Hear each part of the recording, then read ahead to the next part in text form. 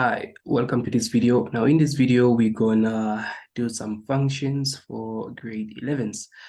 So without wasting any time, let us start with the questions. So question number 6, it reads as follows. 6.1, we are given two functions. Also, these two functions are drawn on a Cartesian plane. So we have function f, which is a parabolic function, and we have function g, which is a linear function. And what's nice about this question is that the graph is drawn, the equation of the graphs, they are provided, and we are told that m is the turning point of graph of f. Okay. So before I can even start solving these questions, I just want to touch the basics, a little bit basics of the functions. So how do we, like in this way, you can see that our function is presented in a quadratic form, in this form. Y, sorry, y is equals to ax squared plus bx plus c. Now, this equation, it is presented in this form.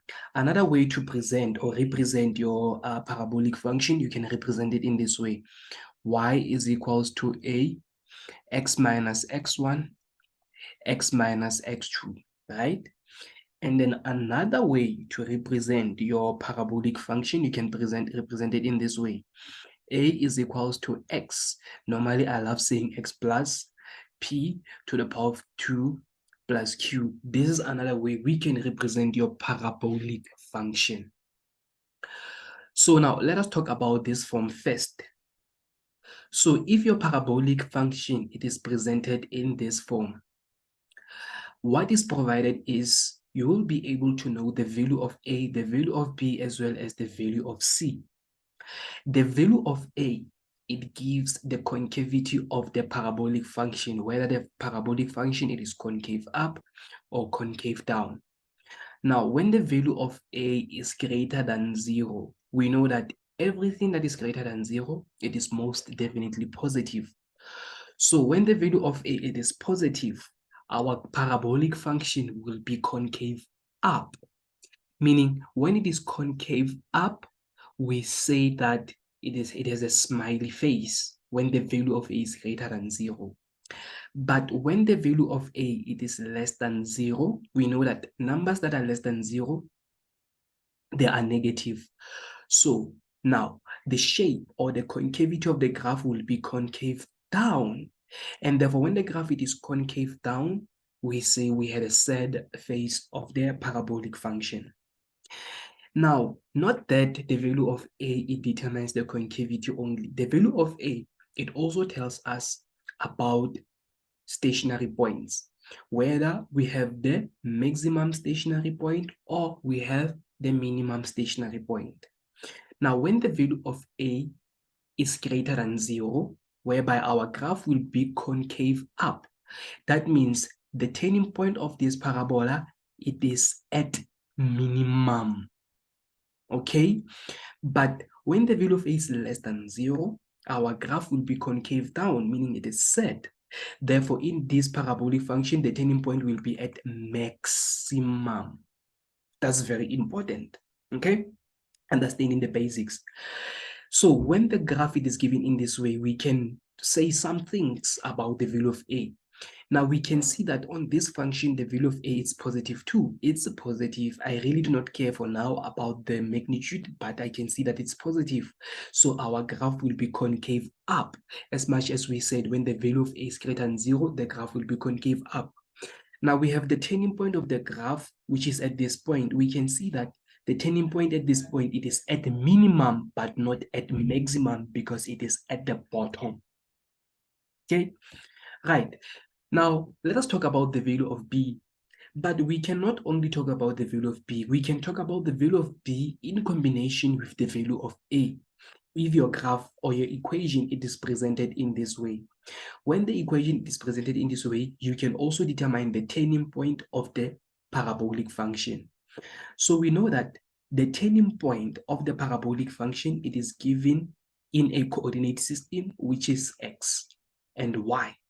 But the question is, how do we determine x of a turning point and the y of turning point? So like I said, if your equation like this, it is given in this case, you can, for you to determine the turning points, there are 2 steps to determine the turning points. We're going to use 2 steps to determine the turning point of the parabolic function. The first step that we can use to determine the turning point, the graphic is given in this way. We can say x of a turning point, which is this x, will be equals to negative b over 2a. So that means we can use the magnitude of a and the magnitude of b to determine the x coordinate of a turning point. Now, it's easy for us to determine if they ask us, which is for sure somewhere else, calculate the coordinates of the turning point. You can use this method basically to determine the coordinates of the turning point of this graph, because you are given the equation in this form. You can see the value of A, you can see the value of B. So that means this is the first approach that you can use. But this is when you determine the x only of a turning point. Now, after determining the x, most definitely, you're going to need to determine the value of y. But the question is, how are you going to determine the value of y? You use the original function, which is ax squared plus bx plus c. Remember, the value of a, the value of b, the value of c are known. So that means the x that you're going to get here from a and b, you're going to substitute it over here to get the value of y. Like for an example, we can determine the x using the value of a and b, the x of a turning point. And then after determining that x, we move to the original function. The x that we got, we substitute it over here and there to determine the y of a turning point. And therefore, we are done in determining the coordinates of the turning point of our parabolic function, if it presented in this way. Now, the second way to determine the turning points of a parabolic function, what can we do? Now, you see, if again you are given a function in this way, we are still there. You're going to say y is equals to ax squared plus bx plus c. You're going to complete the square. You're going to have to complete the square. By completing the square, this function will turn into this function over here, which is given by y is equals to a x plus p to the power of 2 plus q. When you take this function over here, when you complete the square to this function, you're supposed to get this function, which is a into x plus p, close bracket, to the power of 2 plus q. When you complete the square, it's supposed to take you here. So p and the q, they are also called the coordinates of the turning point. This is x of the turning point, and this will be y of the turning point. So you can just complete the square to jump from there to there. And therefore, you take these values to be the turning point, of your parabolic function. You wouldn't want to use this if you are presented. You would want to use this, which is a little bit faster and quicker, and to avoid mistakes. You're going to get the same number, you're going to get the same turning points if you use one of the 2 methods. But my advice is you would most definitely want to use this, because this is the quickest way to determine, and it is the easiest way not to do the mistakes. But sometimes people tend to forget whether it's A, B, and stuff. So just complete the square if you are comfortable with it. Because when you complete the square, you have to know the rules that you cannot complete the square if the coefficient of x squared is any number except 1. So that means here, you're supposed to have positive 1, not negative 1, not 2, not 3. You're going to have to factorize this first before you can complete the square. You see, there is a lot of admin to do that. So my advice is go for the quickest way to determine the coordinates of the turning point. Now, the last thing about this graph is the value of c what does the value of C actually tells us? Now, the value of C in this form, it tells us the y-intercept of the parabolic function. So sometimes they say to you, calculate the y-intercept. You don't have to calculate the y-intercept. Literally, you are given your equation. You can just take this -6 to be your y-intercept. So when you go to our graph of this equation, this is y-intercept. It is whereby your graph passes through y-axis. It's called y-intercept. So that means our y-intercept in this case, it is most definitely -6, which is this value. And the coordinates of the y-intercept is going to be 0 is to -6. How did I manage to? I didn't even calculate. I just took it from the equation. So to avoid wasting time, I understand when you calculate y-intercept, you let x to be 0. You're going to substitute 0 there. You're going to substitute 0 over there. Everything will be 0 minus 6. You're still going to get -6. But literally, if your equation is given in this way, you really don't have to calculate your int. You can just take it from here. For an example, the basic that I've just taught you from here, you can apply it to 6.1.1. Calculate the coordinates of the intercept A, B, and C. C, it is the y-intercept of the parabolic function. You can just take it from there and you are good to go. Easy.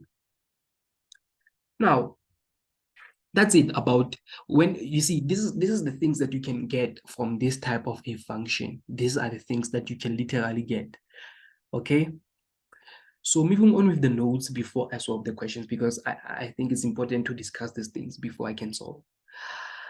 Let us talk about this function. Let's say our parabolic function now it is presented in this way. When the parabolic function it is presented in this way, let me mark it with a different color. Say it is presented in a blue way, in this way. Now, when the parabolic function, what can we see in this function? Number one, we can see the value of A, and then we have spoke about the value of A that it determines the concavity of the parabolic function, whether it is concave up or concave down, whether we have the maximum stationary point or minimum stationary point. Remember, maximum, they also refer to the turning points as well. Okay, we can call them the stationary points or the local stationary points. Now, okay, we are done with the value of A. Now, this is XX, just like the XX, these are the coordinate system. So now, what is X1 and X2? X1 and X2, these are the x-intercepts. So if you are given the function like this, the only thing that we can see is we can see the x-intercepts of the parabolic function. So how many intercepts of a parabolic we have? We have two, literally, it's here and there at point A and point B. So if here is 4 and then there is 5, now we know the coordinates of the x-intercepts, which is this is to 0, which is this is to 0.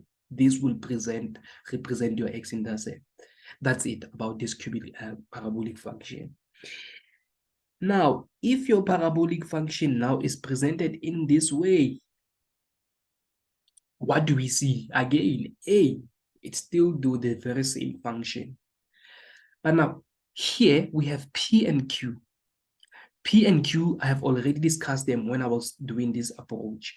So here, when they say to you, when your function is given in this form, you really don't have to calculate the turning points because the turning points are already there. So here, you do not calculate the turning points. You write down the turning points. This is where you need to calculate the turning points. If your graph is given in this way, this is where you need to calculate the turning points. The turning point, but here you just write them down because you're going to use your P and your Q. These are the turning points. So if P it is positive from the graph, when it gets out of the graph, it's going to be negative. Can we see here? It's negative P. But if P here, it's negative. When it gets out of the graph, it's going to be positive. Because you're going to say this negative multiplied by that negative, you'll get positive. Q, you take it as it is, whether it's positive or negative, you write it down as Y of your turning point. Okay. I hope these basics these basics are clear and helpful. So now let us move on.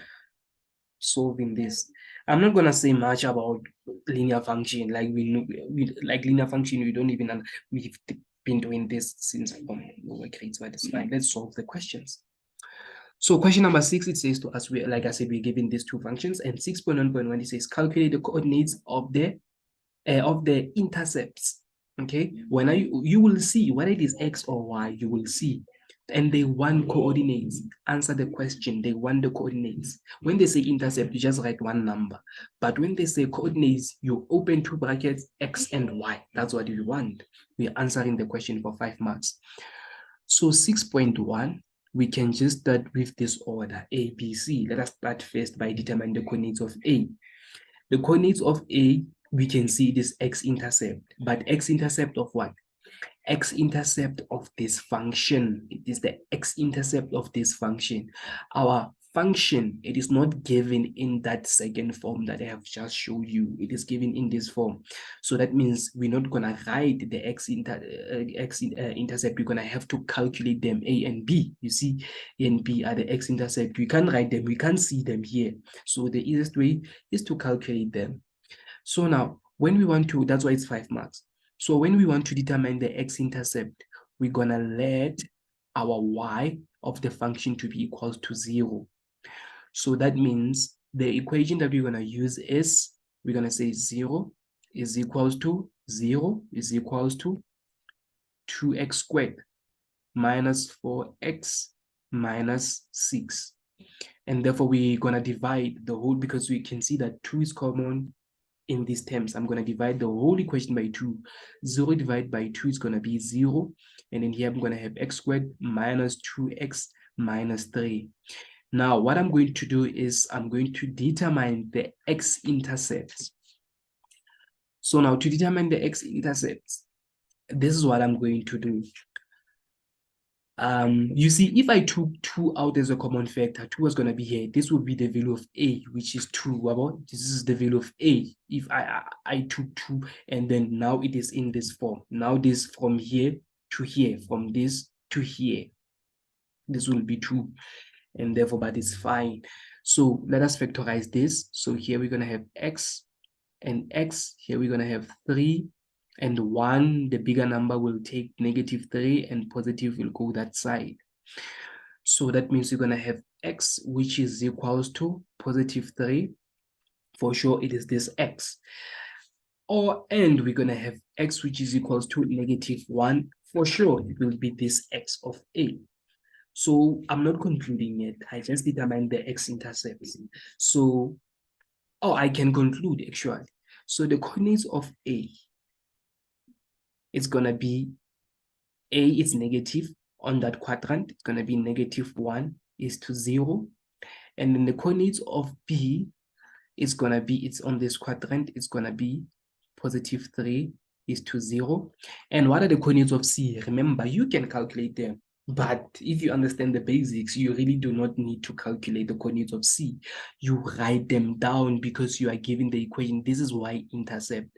So that means the coordinates of C, which is y-intercept, you're going to say it is 0 is to -c. We know that y-intercept, we let x to be 0. So even if you substitute 0 over there, and then we are done for this question, which is 6.1.1.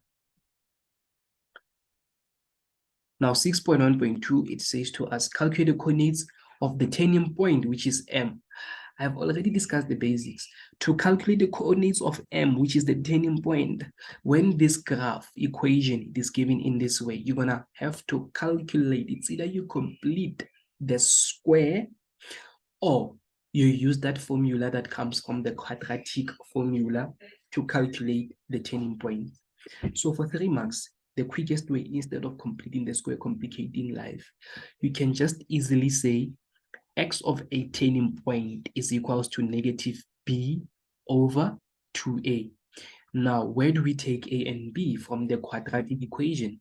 We know that a is the coefficient of x squared. So that means b, it is the coefficient of x. B is -4. You take it with its sign. So we have negative from the equation, from the formula, and then b, it's -4 divided by a, it's +2. We get +2 over there. So when we punch this on our calculator, or we can just do it fast, positive by positive, negative by negative, it's going to be negative. 2 by 2, it's 4, and then the whole thing, it's going to be positive 1. Now, let us determine f at 1. That means x at this point. That means x at this point, it is 1. I can't do straight line. It is 1, right? And therefore, we're going to determine f at 1 using the very same equation. So which is 2, 1 to the power of 2 minus 4, this 1 minus 6. And therefore, this is going to be equals to how much? So here we're going to have 2 minus 4, which is, okay, this and this is going to be negative 10. It's going to be negative 8 if my algebraic addition is correct. So we're going to have, I think, negative 8. So now, question wanted us to calculate the coordinates of the turning point M. Therefore, you conclude by saying coordinates of M.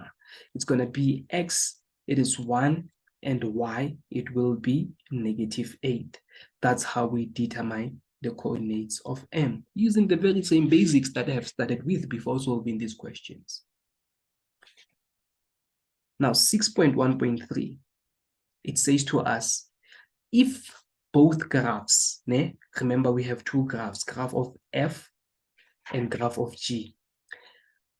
If both graphs intersect at B, we can see here they intersect. And at D, we can see that here they intersect. They want us to calculate the coordinates of D, because already we determined the coordinates of B.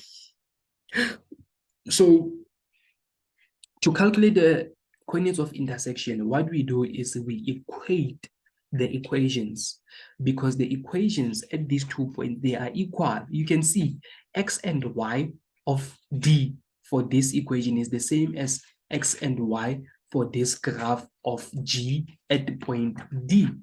X and Y is the same for both graphs. So we're saying the graphs at this point of intersections, the graphs are equal. So to solve for one of the variables, you're going to start by solving for X. We're going to have to equate the two functions, which is function of F and G. So the function of F and G, we're just going to equate them. We're going to say here we have 2x squared minus 4x minus 6 is equals to this graph of G, which is negative 2x plus 6. So to make life to be easier and fun, I can just, okay, you know what? This and this, they fall off. I'm lying. They're not the same side. So that means this is what we're gonna do.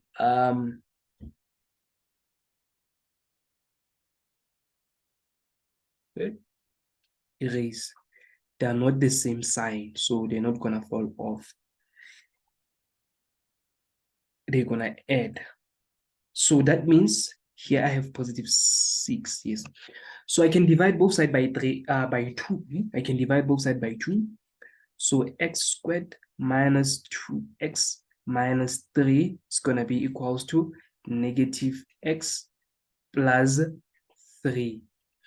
And therefore, let me just do my algebra. Then I'm going to transpose everything to the other side of the equation. So that means I'm going to have x squared. When I take this on this side of the equation, it's going to be positive. So that means I'm going to have negative x. It's going to minus with this one. When I take this one, it's going to be positive x. It's going to be negative x.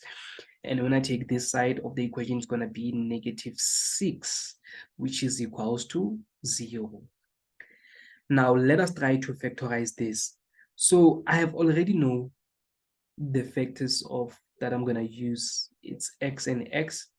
So for a fact that here for B, you see, we're supposed to get the same thing, which is what we're going to get. What is it when we roll the coordinates of B here? 3. So I know somewhere I have 3. That means I'm going to have 2 this side, because 3 multiplied with 6. So that means here, I don't even have to worry about the signs, because I see that my 3 is positive. That means here it's supposed to be negative. Negative will come here and positive will come there.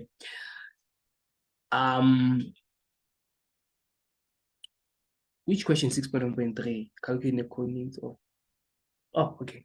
So Now, 6.3, it wanted us to calculate the coordinates of D, right? Where's D? D is on this quadrant whereby X values are negative. So we're not going to take this X value, which is positive, because already we know this X value is for B. So that means X value for D is going to be -2, which is this one, because we're going to have to equate this factor to 0 and solve for X going to be -2. So X is going to be equals to -2. This is X of D. Therefore, the coordinates of D will be, oh, we are not done. Now we need to determine the value of Y. I'm on hurry now because I see that I do not have enough space. Okay, it's fine. I can just write -2 is to Y. Now we need to solve for Y. So I do not have space. I'm just going to utilize this part over here. After this step, this is what you're going to do. So you're going to determine F or G. Let's use G because it's easier. So you can use any graph. So G at X, G at -2, let me say, G at -2 will be equals to -2, -2 plus 6. Now, -2 is +4. +4 plus 6 is going to give us +10. So that means, therefore, the coordinates of D will be -2 is to +10. We need this step as well. So that means after this step of determining X, you can determine your Y. So therefore, this will be the coordinates of D at this point. D will be -2, which does make sense, to 10, +10, which also does make sense. Then that will be 6.1.3. Now we move to 6.1.4. 6.1.4, it says to us, use the graph to solve the inequality f at x multiplied by g at x is less than 0. Now, things like this, we call them the deductions. Okay, before I solve this, let me again touch on the basics based on these things, okay? I'm gonna just come up with some things. You know what, let me just explain over here, it's fine. I'll just use this. So now, this is easy to understand. This is difficult, but to understand, I don't know, but I'll try to make it easy as much. I'll use different colors. You know what? What we see here is when you take graph of f of x, right? When you take graph of f of x and then you multiply it to the graph of g of x, you get something which is less than 0. That means you get something which is negative. When you multiply these two, here, there. But do you know how to get a negative number? For you to get a negative number, you're supposed to say negative multiplied by a positive. That's the only way to get a negative number. You're not going to say negative multiplied by negative, you get negative. No, you're going to get positive, even when you multiply two positives. So the easiest way to, the only way to get a negative number is when you say positive multiply by negative, then you will get your negative. So we are multiplying the functions. So it's either this function, it is positive, and then if this function it is positive, this one is supposed to be negative, and then you multiply, then you will get negative. Or it's either this is negative, it's either this function becomes negative and this one becomes positive, and then when you multiply them, they becomes negative. So, but the question wants us to determine the values of x, where this is true, whereby when you take this graph, you multiply it to that graph, you get negative. We want the values of x where this is true, where this is the solution. So we go to our graphs, right? Determine where one graph is negative and where one graph is positive with the same corresponding x values. So that means, let's go to our Cartesian plane. You know what? Because we have always look for your, when you want something like this, go for your intercepts. This is our intercepts, right? This is our intercepts. The intercepts, they cut graph into positive and negative. You can see that this line, it cuts my graph into positive side. My y's here are positive, and then into negative. Hence why I'm saying go for look for x-intercept. This side, you see, look at this graph. Ne? So this is what I'm going to do. Okay, to make life to be much more easier and fun, I'm going to choose negative to be blue, and I'm going to choose positive to be red. Ne? So above this line, the graph is positive. The graph is positive. Even this graph of G is positive. But below the line, the graph is negative. Below this line, the graph is negative. Even for this one of G is negative. Now, here's the thing. You check, let's check here. Our X, we said from the previous example, we said for A is -1. Our X here is -1, right? Our X here of A is -1. And then of B, we said it's, where is it? +3. We said it's +3. It's +3. Ne? So I want to ask you this question. When X becomes greater than -1, what is happening? Check. When X becomes greater than -1, X becomes greater, it moves in this direction, right? We're starting from X, which is -1, and then we move in this direction. What is happening with our graphs? Graph of F. This is a graph of F. Graph of F, it is negative, right? When X becomes greater than 1, the graph, look what's happening with graph of F. Graph of F is negative, negative, negative, negative, negative, negative, and then here it is 0. So simultaneously, when X becomes greater than -1, what is happening with graph of G? Check from here, the graph of G from here, -1, we start here, corresponding X value. We start from here. Graph of G becomes positive, positive, positive, positive, positive, until here. So that means from -1 to +3, the graph of F becomes negative. From -1 until +3, graph of G becomes positive. So we can see that negative multiplied by this graph over here, whereby it's going to be positive, we're going to get something which is less than 0, which is negative. So that means, question said to us, use the graph to solve the inequality where this is this, meaning we want to determine the values of X, whereby this is true. This is true whereby the value of X is from -1 to +3. When the values of X is between -1 and +3, this is true. So Kamanzoma, whereby X, it is less than +3, but greater than -1. So when X is between -1 and +3, here is it, between -1 and +3, this graph is negative, and this graph, it is positive. So when we multiply them within this interval between -1 and between -1 and +2, when we multiply these two graphs, we're gonna get this solution that we are looking for. So that means this is the inequality. This is the first solution. The second solution, it is where you determine, you see, when X becomes less than -1, we move in this direction, right? But look at the graphs. Starting from -1, moving to this direction. Look at the graphs. They are both positive. So positive multiplied by positive, you're going to get greater than 0, not less than 0. So when X is less than -1, it is not the solution. It is not the solution. But let's look at this one. We have already discussed when X is less than 3. When X is less than 3, we have already determined the solution. But when X becomes greater than 3, check what is happening. When X becomes greater than 3, the graph of G becomes negative. Here's it.